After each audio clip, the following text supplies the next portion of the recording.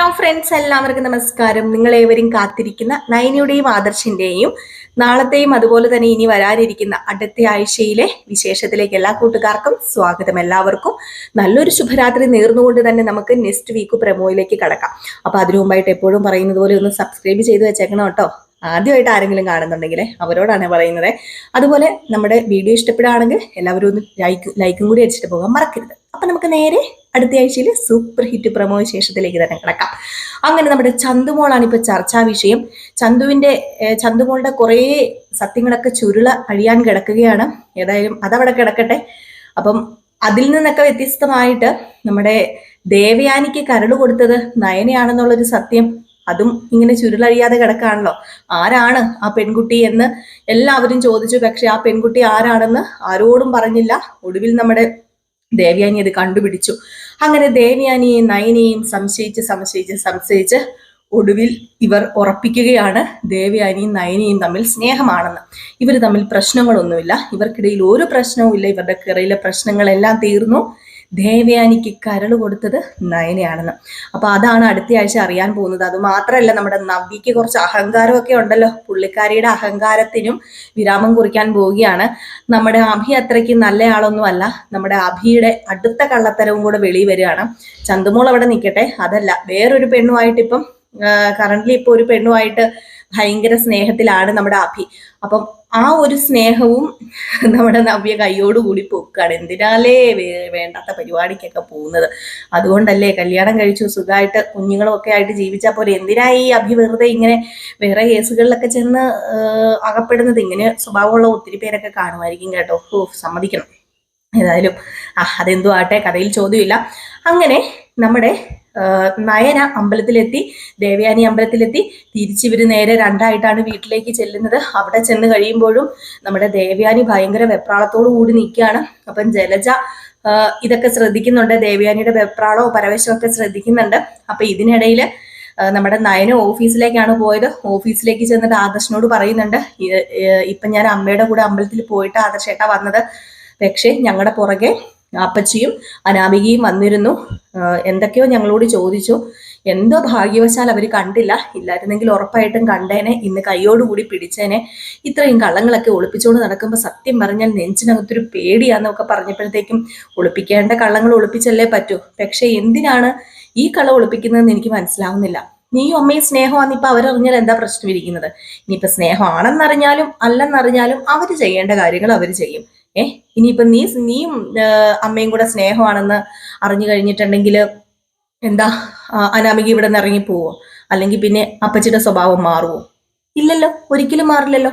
അതല്ലെന്നോ നിങ്ങൾ രണ്ടായിട്ട് ശത്രുക്കളായിട്ട് നിൽക്കുവാന്ന് അറിഞ്ഞു കഴിഞ്ഞിട്ടുണ്ടെങ്കിൽ നിന്നോട് ദേഷ്യം ഇല്ലാതിരിക്കുവോ? അതുപോലെ അമ്മയോട് ദേഷ്യം ഇല്ലാതിരിക്കുവോ? ഇതൊന്നുമില്ല. പിന്നെ എന്തിനാണ് ഇത് മറച്ചു വെക്കുന്നത്? എനിക്കിത് മറച്ചു വെക്കുന്നതിൽ വലിയ ഇതൊന്നുമില്ല. അവരും അറിയണം നീയാണ് കരൾ കൊടുത്തതെന്ന് അവരും അറിയണം. അത് അറിയേണ്ട കാര്യം തന്നെയാണ് എന്നിങ്ങനെ പറയുമ്പോഴത്തേക്കും അത് പിന്നെ അമ്മയ്ക്ക് പേടിയാ. ഇനിയിപ്പം ഞങ്ങൾ സ്നേഹത്തിലാണെന്ന് അറിഞ്ഞു കഴിഞ്ഞാൽ ഇനിയും അവരെന്തെങ്കിലും അനാമികയുടെ കാര്യം ആദർശേട്ടനെ അറിയാഞ്ഞിട്ടാ അവള് സത്യം പറഞ്ഞാൽ കൊല്ലാൻ കൂടി മടിക്കില്ല. ഇതുവരെ ഞാൻ മറച്ചു വെച്ചൊരു സത്യമുണ്ട് ആദർശേട്ടാ, അത് ആദർശേട്ടന് അറിഞ്ഞേ പറ്റൂ. എന്ത് സത്യം? ഇനിയും നയനെ ഒരുപാട് സത്യങ്ങൾ നീ മറച്ചു വെച്ചിട്ടുണ്ടോ? ഉള്ള സത്യങ്ങൾ സത്യം പറഞ്ഞു കഴിഞ്ഞിട്ടുണ്ടെങ്കിൽ മറച്ചു വെച്ചിട്ട് കുറെ പ്രാവശ്യം നമ്മൾ പ്രശ്നം ഉണ്ടാക്കിയില്ല.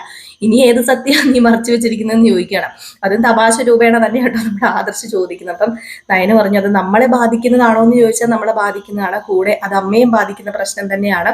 ഇത് വേറെ ആരും അറിയല്ലോ. അനാമികയാണ് അന്ന് പാലിൽ വിഷം കലർത്തിയതും അത് മാറി അമ്മ കുടിച്ചതും. അനാമിക പാലിൽ വിഷം കലർത്തിയത് വേറൊന്നിനുമല്ല, അത് നവ്യക്കിട്ട് കൊടുത്ത പണി തന്നെയാണ്, നവ്യേച്ചിക്കിട്ട് കൊടുത്ത പണി തന്നെയാണ്. പക്ഷെ അത് മാറി അമ്മ എടുത്ത് കുടിച്ചതാണെന്ന്. അപ്പോഴത്തേക്ക് നമ്മുടെ ആദർശ് പെട്ടെന്ന് പേടിച്ചു പോകട്ടോ. എന്താ നയനെ നീ പറയുന്നത്? ഞാൻ കേൾക്കുന്ന സത്യമാണെന്ന് ചോദിച്ചപ്പോൾ സത്യം ആദർശേട്ടാ, ഞാൻ എന്തിനാ കള്ളം പറയുന്നത്? ഞാൻ കള്ളം പറയുമോ? ആദർശേട്ടനെ അറിയാലോ. ആദർശേട്ടനെ അറിയാത്ത ഒരു കാര്യം ഇത് മാത്രമേ ഇനി എൻ്റെ ജീവിതത്തിലുള്ളൂ. അത് ഞാൻ തുറന്നങ്ങ് പറഞ്ഞതാണ്. അനാമിക ആരും വിചാരിക്കുന്നില്ല അത്രയ്ക്ക് വെളുപ്പും വൃത്തിയും ഉള്ളൊരു സ്ത്രീയൊന്നും അല്ല. അവൾക്ക് അവളുടേതായ കുറവുകളുണ്ട്. അതവളുടെ അച്ഛനിൽ നിന്നും അമ്മയിൽ നിന്നും ആരിൽ നിന്നും കിട്ടിയതായിക്കോട്ടെ. ഇപ്പൊ അവള് ഒരു ചെറിയ പ്രായത്തിലുള്ള പെൺകുട്ടിയാണെന്നൊക്കെ പറഞ്ഞാലും അവൾക്ക് ഈ വക കാര്യങ്ങളൊക്കെ ചെയ്യാനുള്ള മനസ്സ് തോന്നിക്കുന്നുണ്ടല്ലോ. അപ്പൊ സത്യം പറഞ്ഞാൽ അവള് സത്യത്തിൽ ഒരു ക്രിമിനൽ തന്നെയാണ്. കൊല്ലാൻ പോലും മടിക്കത്തില്ലാത്തൊരു ക്രിമിനലാണ്. അതുകൊണ്ട് അനിയും അനാമികയും തമ്മിലുള്ള ബന്ധം അത് മുന്നോട്ടേക്ക് കൊണ്ടുപോകാതിരിക്കുന്നത് തന്നെയാണ് നല്ലതെന്ന് എനിക്ക് പലതവണ തോന്നിയിട്ടുണ്ട്. പക്ഷെ അത് മുത്തച്ഛനെയും നമ്മുടെ കുടുംബത്തിനെയൊക്കെ അത് വല്ലാതെ ഒലയ്ക്കുന്നതായതുകൊണ്ട് മാത്രമാണ് ആദർശേട്ടാ ഞാൻ ഇതൊന്നും കൂടുതൽ പറയാതിരുന്നത് എന്നിങ്ങനെ പറയുന്നുണ്ട്. അപ്പോഴത്തേക്കും തന്നെ അങ്ങ് വല്ലാത്തൊരു ഞെട്ടല ആദർശിന്. അപ്പൊ ആദർശ് പറയുന്നുണ്ട്, നയനെ നിനക്കിതൊന്നും പറയാനുള്ള ഒരു യോഗ്യതയുമില്ല. കാരണം അന്ന് വിവാഹത്തിന് മുമ്പ് ആ മണ്ഡപത്തിൽ താലികെട്ട് ചടങ്ങ് നടക്കുന്നതിന് മുമ്പ് നിനക്ക് ഒരു വാക്ക് പറയായിരുന്നു, നന്ദുവുമായിട്ട് എനിക്ക് അങ്ങനെ ഒരു ബന്ധമുണ്ട് എന്ന്. എങ്കിൽ ഒരിക്കലും മുത്തശ്ശിയോ ഞാനോ ഒന്നും സമ്മതിക്കില്ലായിരുന്നു അനാമികയുമായിട്ടുള്ള വിവാഹത്തിന്. നിന്റെ അനിയത്തിയുമായിട്ടുള്ള വിവാഹത്തിനേ സമ്മതിക്കത്തുള്ളായിരുന്നു. അതുകൊണ്ട് കഴിഞ്ഞു പോയ കാര്യങ്ങൾ ഇനി പറഞ്ഞിട്ട് കാര്യമില്ല. അനാമികയെ എങ്ങനെയെങ്കിലും മാറ്റിയെടുക്കാനാണ് നമ്മൾ നോക്കേണ്ടത്. അറിയാലോ, ഇപ്പൊ മുത്തശ്ശനും മുത്തശ്ശിക്ക് വേണ്ടിയാണ് നമ്മളിപ്പോൾ ഓരോന്ന് ചെയ്തുകൊണ്ടിരിക്കുന്നത്. മുത്തശ്ശനും മുത്തശ്ശിയുടെയും മനസ്സ് വേദനിക്കാതിരിക്കാൻ വേണ്ടിയാ മുത്തശ്ശൻ പറഞ്ഞ കാര്യം നമ്മൾ അതേപടി അനുസരിച്ച് ചന്തുമോളെ ഞാൻ ഏറ്റെടുത്തത് എൻ്റെ കുഞ്ഞായിട്ടും നിന്റെ കുഞ്ഞായിട്ടും നമ്മൾ വളർത്തുന്നത്. അതുകൊണ്ട് തന്നെ അവർക്ക് ഉണ്ടാകാൻ പോകുന്ന ഒരു പ്രശ്നങ്ങളും നമ്മൾ പ്രശ്നങ്ങളാക്കി മാറ്റാൻ പാടില്ല. അത് നമ്മൾ എങ്ങനെയെങ്കിലും തടഞ്ഞു വെച്ചേ പറ്റുമെന്നൊക്കെ പറയുന്നുണ്ട്. ഏതായാലും ഈ സമയത്ത് നമ്മുടെ ജലജയും അനാമികയും ജാനകിയും ഒക്കെ ഭയങ്കര സംസാരവും ഭയങ്കര പ്ലാനും പദ്ധതിയൊക്കെയാണ്.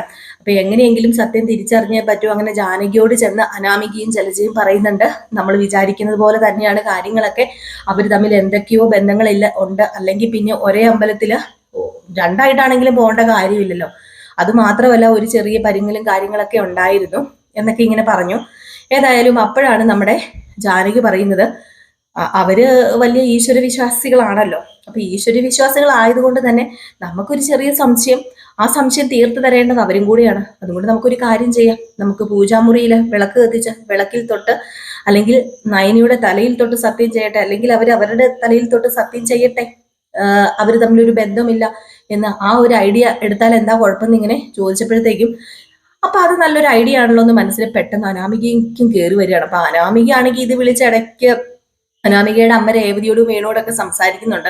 അതിന്റെ കൂടെ തന്നെ നമ്മുടെ നന്ദുവിനിട്ട് അവിടെ 8ന്റെ പണി കിട്ടുവാന്ന് ഓർത്തിരിക്കുകയാണ്. അപ്പം കുറച്ച് ദിവസമായിട്ട് അവിടുത്തെ ആ ഒരു ട്രെയിനിങ് നടത്തുന്നവരുടെ വിവരമൊന്നും ഇല്ലാത്തത് കൊണ്ട് തന്നെ എന്തോ പ്രശ്നമുണ്ടെന്ന് നമ്മുടെ വേണുവിന് മനസ്സിലാവുന്നുണ്ട് കേട്ടോ.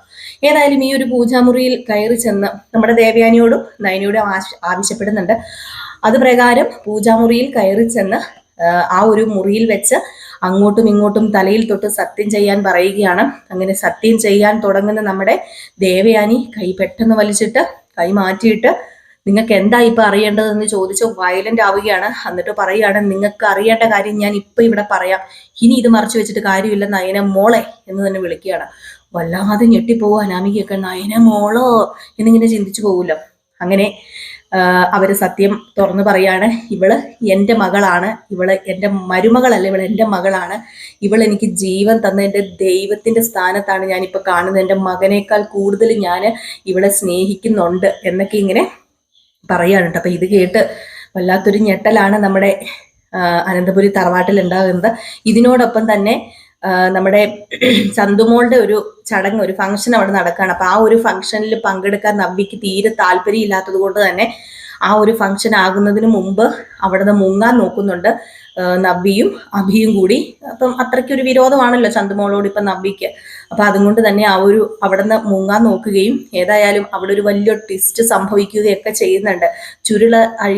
ചുരുളഴിയാതെ കിടക്കുന്ന പല സത്യങ്ങളും ചുരുളഴിഞ്ഞ് മറനീക്കി പുറത്തു വരുന്ന ഒരു എപ്പിസോഡും കൂടെയാണ് ഇനിയിപ്പൊ നമ്മൾ അടുത്ത ആഴ്ച ഫുള്ള് കാണാൻ പോകുന്നത് കേട്ടോ. അപ്പൊ എല്ലാവരും കാത്തിരിക്കാൻ നിങ്ങളുടെ സപ്പോർട്ട് നമുക്ക് ആവശ്യമാണ്. അപ്പം നമ്മുടെ വീഡിയോ ഇഷ്ടപ്പെടുകയാണെങ്കിൽ തീർച്ചയായിട്ടും ഒരു ലൈക്ക് അടിച്ചിട്ട് പോകാൻ മറക്കരുത് കേട്ടോ, എപ്പോഴും പറയുന്നത് പോലെ തന്നെ. പിന്നെ ആരെങ്കിലും ആദ്യമായിട്ട് കാണുന്നുണ്ടെങ്കിൽ ഒന്ന് സബ്സ്ക്രൈബ് ചെയ്യുക. അപ്പം കുറച്ച് പേര് പറയുന്നുണ്ട് എന്തിനാണ് എപ്പോഴും ഇങ്ങനെ പറയുന്നതെന്ന്. നമ്മളിങ്ങനെ പറഞ്ഞാൽ മാത്രമേ ചിലവർ സബ്സ്ക്രൈബ് ചെയ്യത്തുള്ളൂ. അതുകൊണ്ടാണ് കേട്ടോ നമ്മളിങ്ങനെ പറയുന്നത്. അപ്പം ചെയ്തവരോടല്ല പറയുന്നത്. അപ്പം ഓക്കെ, ടാറ്റ ബൈ ബൈ. അടുത്ത വിശേഷവുമായിട്ട് കാണാൻ ലൈക്ക് അടിച്ചിട്ട് പോകാൻ മറക്കരുതേ.